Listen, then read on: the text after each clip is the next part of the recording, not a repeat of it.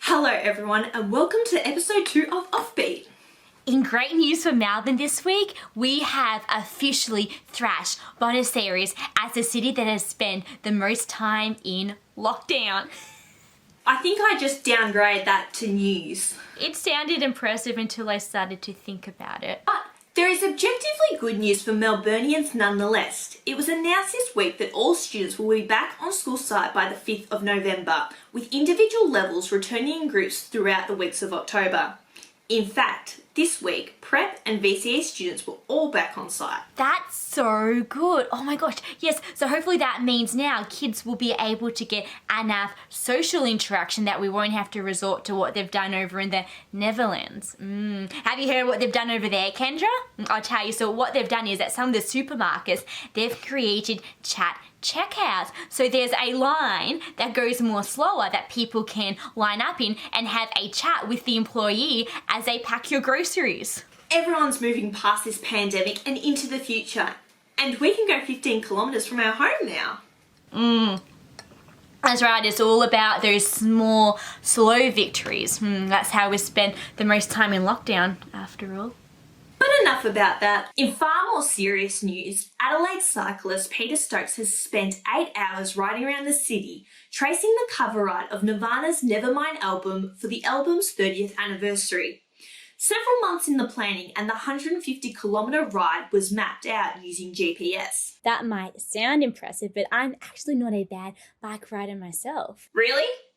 I've never heard of that. Go with it. Okay, I'll tell you what, just the other day when I was riding around my local neighbourhood, of course within the 15-kilometre legal limit radius, I looked down at my GPS and golly gosh, I had only recreated accidentally Sgt. Pepper's Lonely Hearts Club Band on my GPS. Wow, a reference I'm sure all our viewers are going to be able to understand. By the way, I frequent the occasional bike ride myself. You know, I like to keep physically fit, as they say. Couldn't tell. Yeah, I'm riding over the weekend, nice day, warm weather, look down at my GPS and I've managed to do Blue Monday's New Order. You're joking? I know, it's basically just one big roundabout. But enough about that. Let's get out of Australian COVID news for a moment and go back to talking about awards show in America again. The Tony Awards were held this past Sunday and they were a huge success. No complaints from anyone because there was almost no nominees to complain about. Broadway was one of the first industries to be shut down and it remained consistently shut until September this year. In order to qualify for a Tony nomination, a show has to officially open up on Broadway. And apparently, none of them had done that by March. This resulted in sparse nominations to the point that there was only one nominee lead actor for a musical, and that was Aaron Tveit for Moulin Rouge, and he won! But still competitive, he had to get at least 60% of the vote. And then you know what? This got me thinking. I realised that there is this brilliant strategy that we've all been neglecting for winning awards, and that is eliminating potential competitors with very specific award criteria. And that is why I am officially presenting the award for the best show called Offbeat. Here are your nominees.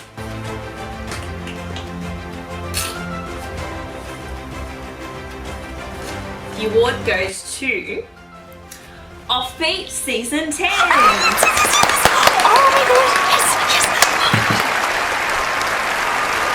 And gosh, accepting the award on behalf of the show is Felicity.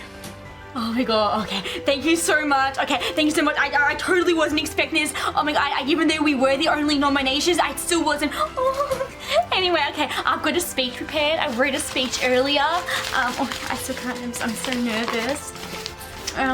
This is so cool. Okay, so here goes. I want to thank the Tony Awards and Aaron Tveit for inspiring me with my overacting. I want to thank all the cast and crew, especially the writers, for coming up with this bit.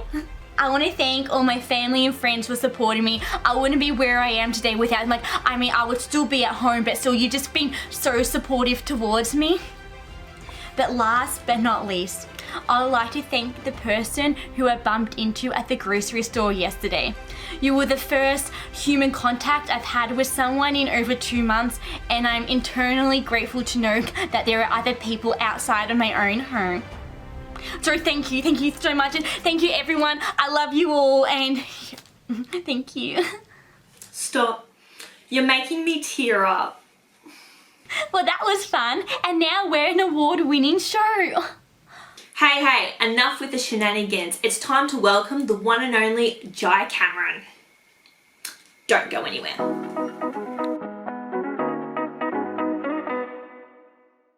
Well, now we are very chuffed to be talking to the very multi-talented comedian, actor, and, not to mention, civil celebrant Jai Cameron. He has performed 2 stand-up specials at the Melbourne International Comedy Festival, including It's Just Me in 2019 and Domestic in 2021, as well as taking on numerous acting and producing roles. Welcome to the show, Jai. Thank you so much, Kendra, for having me. It is our pleasure. Now, you've performed 2 shows at the Melbourne International Comedy Festival.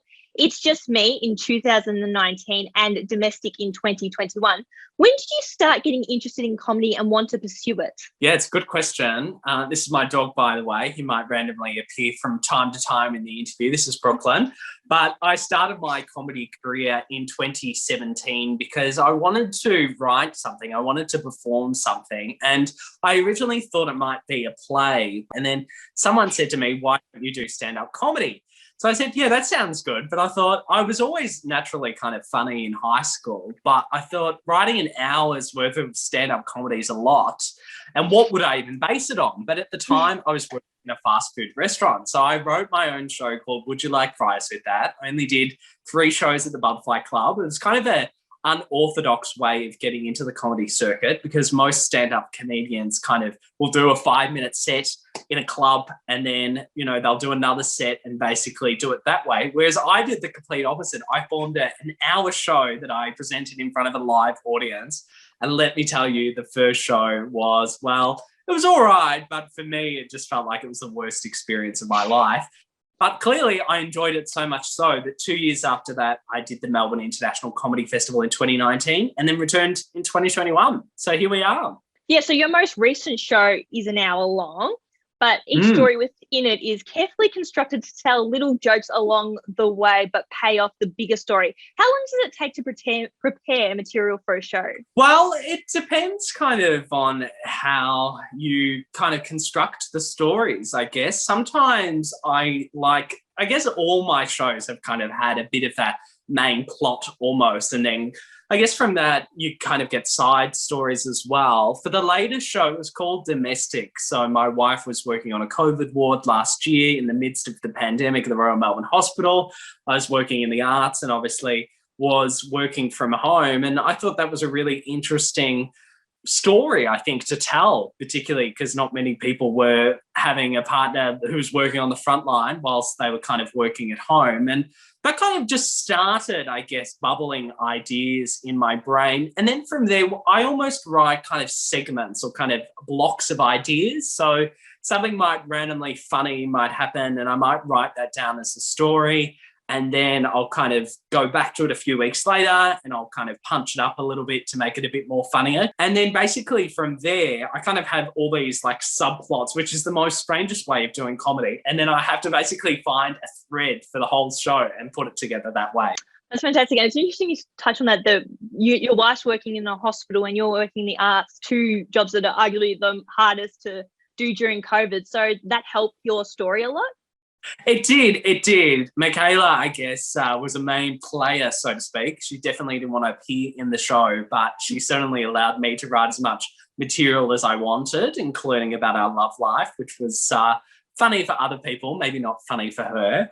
But yeah, I think it's really interesting to be able to go on stage. And I think that's, that relatability, I guess, of someone on stage with the audience, I always find a bit funnier. I mean, you can do characters and you can do random things about life. But when it is personal stories that are very uniquely yours, I think they're somewhat more relatable to the audience. So your content is mostly anecdotal, but there can be almost now I'm going to get this word wrong, macabre tone to your to your tone. Do you think you're instinctively to see the grim aspects of reality in your day-to-day life? Yeah, it's interesting. I have a really positive outlook on life in general, but then my comedy can be quite dark. I don't know. I think it's because the way I was raised, my family have very dark, sick sense of humour. So I'm going to blame my dad and my mum in particular on why my comedy is a little bit left of field. But I always find that during dark experiences, you might as well laugh because otherwise you'll cry. And I think that's kind of why sometimes my comedy is quite morbid and quite dark. And I think I kind of not like my audience squirming or kind of not knowing whether they should laugh or not, but I certainly take a lot of experience and enjoyment, I guess, watching my audience confront the material for 60 minutes.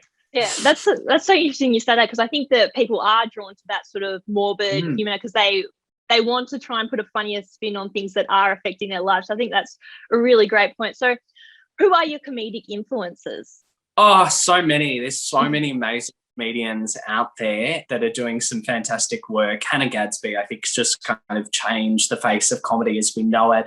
I actually love a lot of the Australian comedians, Judith Lucy, Tommy Little. But I think as well, my comedy influence, I guess, kind of stems right back, I guess, to those kind of British sitcoms like Are You Being Served? And some others do have them. Because I used to watch those a lot with my grandmother, and we always used to laugh at that. Oh, that's incredible. So for your most recent show, Domestic, you would film your own performances with an iPad on the side. So what's the reasoning behind that? It's basically because each show is such a unique experience. It's a really great way to just record yourself and kind of see where the benchmark is from each show, particularly from the start of the season through to the end. So even though I really try and make the material brand new every night in the way that it feels as if it's never been said before, of course, it's mainly scripted. And of course, there's some improvising depending on how their audience are reacting. Most of the time, it's the same script.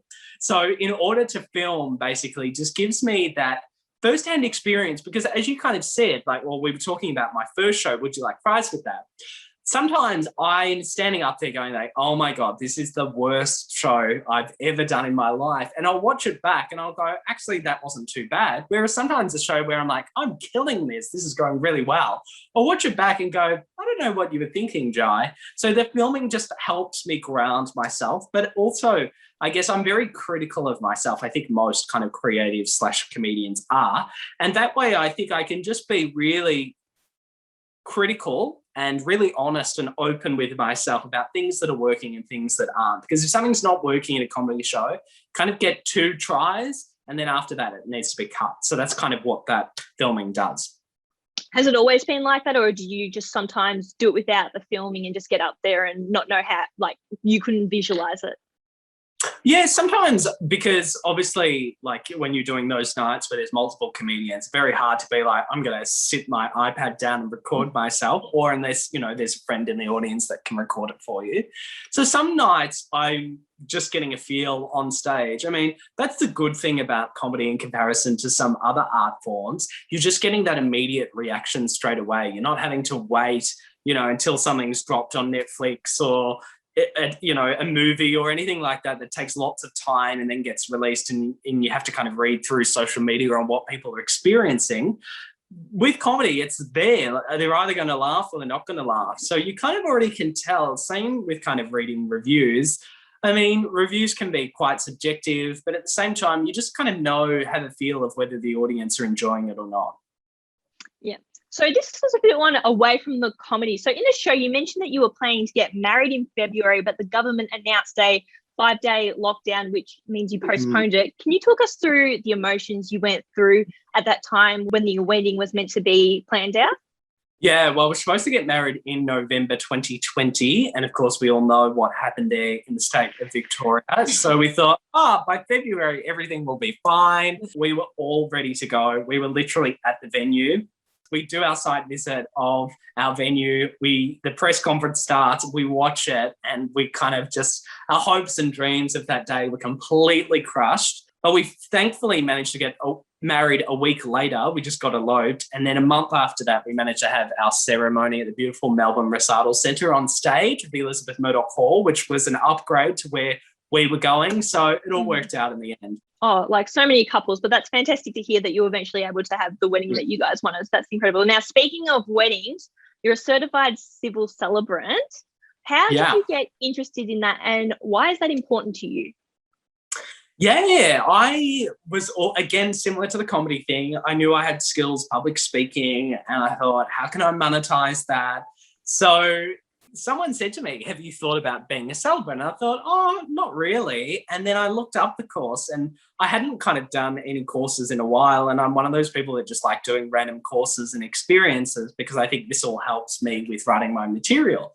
So I did the course. And the reason why I love it so much is because I think most people, regardless of whether they want to get married or not, I guess, but if they do make the choice to get married, they're really making a commitment to the love of their life to basically be with them for the rest of their lives. And to be there on that one special day to kind of really experience that live in the moment, it's really, really cool, particularly when you've kind of met a couple and you're getting to know them kind of on the surface, but you get to see them in their element with their family and friends and loved ones around them. It's really, really special. And it's actually an honor, I guess, to be a part of their day. It's really unique, which is exciting.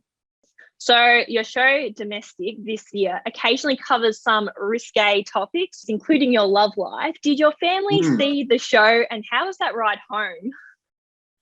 They did see the show. The family I was okay with. It was the work colleagues that I think was a bit weird because like the following day we were in a meeting and it was like, you know, a few of them hadn't attended and I was like, what did you think of Jai's show? And one of the colleagues said, it was interesting, which I think is a very valid response. Are you planning on doing any more stand-up comedy in the future?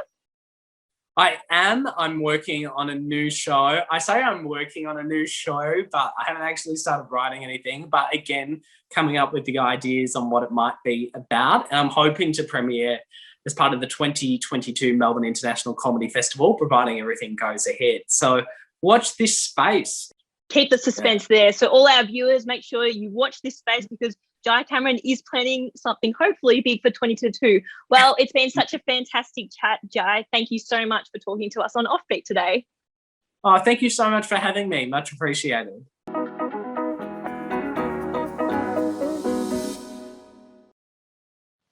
Welcome back. Cinema is an art, but it's also a business, cashing in on current trends and social issues. Here's Jack to take us through the latest trend in movie making, COVID, sploitation. It's a global pandemic. You're an eager filmmaker stuck in lockdown. What do? Well, if you have the means and a serious lack of sensitivity, you bash out a cheap, quickly shot exploitation movie about COVID. Since early last year, lots of little movies have cropped up to make a fast buck off the pandemic. There's COVID comedy, COVID romance, COVID drama, and of course, COVID horror. We're going to focus on a couple of these in particular. First up, literally, because it was released in April 2020, is the horror comedy Corona Zombies. We are receiving confirmed reports that the infected are somehow transforming into violent and ravenous flesh eaters. For lack of a better word, Corona Zombies. Corona Zombies? The nearly 15 minutes of footage actually shot for this 60-minute long film follows grumpy trailer park chick Barbie. We follow Barbie wandering around her unit while she talks on the phone and complains about toilet paper to her best friend. The rest of the film consists of footage from 1981's Hell of the Living Dead and 2012's Zombies vs. Strippers, redubbed with funny new dialogue like this. Hurry! Shut down the goddamn soup pots now! Dozens of semi-trucks have been making drop-offs to a house not far from here. I predict we find that TP stand. Oh, yes. Corona Zombies is about as tasteful as one would expect from a quickly produced movie about the pandemic titled Corona Zombies. Not that that put the punters off though, as somehow this movie was successful enough to warrant not one, but 2 sequels out by the end of 2020. 5 years after the COVID-19 outbreak, the world is ruled by a communist government. Christianity is outlawed, and the world has to speak only in English. This is particularly bad news for a group of young German Christians. Not least because they have to spend the entire movie speaking severely broken English, which results in dialogue like this. You know that you can die for that, and you will die for that. Yes, I'm ready to die. Though there are some native English speakers in this film who struggle with their own language too. Which is like super horrible in my opinion. Lucky for us, our German Jesus followers are here to take the world back for lovers of freedom and ice cream. By spray painting pictures of Jesus fish on trees and, I guess, fallen leaves. 2025, the world enslaved by a virus, currently has a brutal 1.5 out of 10 rating on IMDb. But don't let that put you off.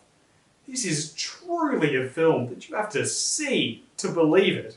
What these films lack in budget, acting talent, quality writing, and sensitively handled subject material, they make up for by the fact that they exist.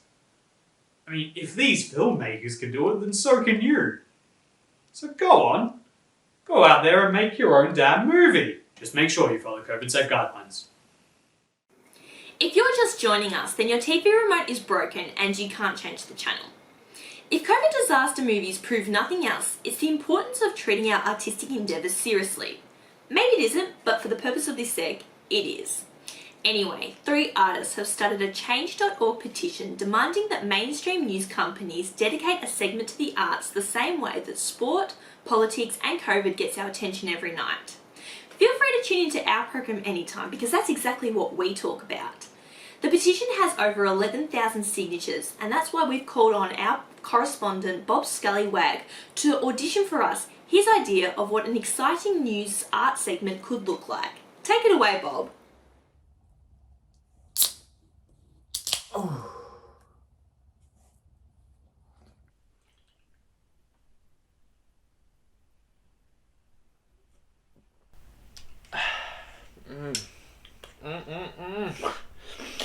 G'day boys and girls.